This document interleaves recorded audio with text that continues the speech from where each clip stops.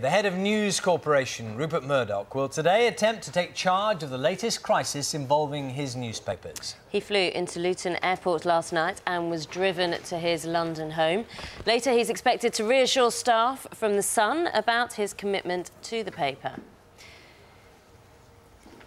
10 current and former staff at The Sun have been arrested since November in connection with alleged payments to public officials. Well, our reporter Andrew Plant is outside the News International headquarters in Wapping, where Mr Murdoch is expected later. Andrew. Yeah, very good morning to you both. This is, as you say, the headquarters of News International here in Wapping, and it is where Rupert Murdoch is expected at some point this morning, where he's likely to be met by, at best, some disappointed and disillusioned staff at The Sun. Let's just remind ourselves how we got to this point. As you were saying, over the last few weeks, 10 Sun journalists have been arrested in connection with a police investigation into alleged bribery of police and some other public officials. All of them, I should say, released on bail, no charges brought. But it is the way that that information was given to police that has angered some staff at The Sun. The information given in-house, if you like, by a management committee set up in the USA within News International. Now, a lot of journalists here at The Sun saying they have a right to protect their sources. They think that has been mishandled. Now, The Sun, still Britain's biggest selling daily newspaper. It sells somewhere on average around 3 million copies every single day. So it certainly hasn't lost its relationship with the public. But what staff here will be seeking today is the knowledge that they haven't lost their relationship with their owner, Rupert Murdoch, either. Still a bit early here this morning for him to have arrived. We'll bring you more as the morning goes on.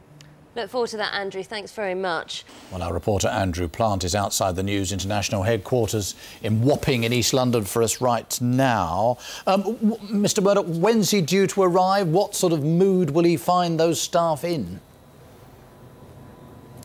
Yeah, good morning to you. Well, I think with some of the unanswered questions in the minds of Sun journalists this morning, the reception is probably likely to be a cautious one. Behind me, as you say, the headquarters of News International here in London, where we're expecting Rupert Murdoch. No one knows quite when, possibly this afternoon, I'm being told, but whatever it may be, he is likely to be greeted by some, at best, disappointed Sun journalists. Let me just remind you how we came to this point. Over the last couple of months, 10 Sun journalists have been arrested as part of that police inquiry into alleged bribery of police and other public figures too.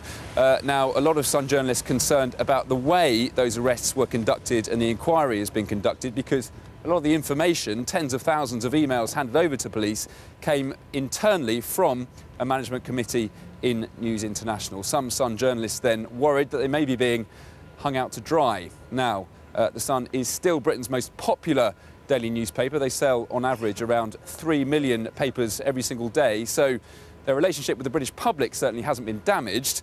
But the journalists working for The Sun here today will be seeking reassurances that their relationship with their proprietor, Rupert Murdoch, hasn't been damaged either. What about suggestions that, some vague suggestions, he might even have contemplated closing The Sun? That's not likely to happen, Andrew, is it? But what about the launch of a new newspaper, a Sunday version of that tabloid?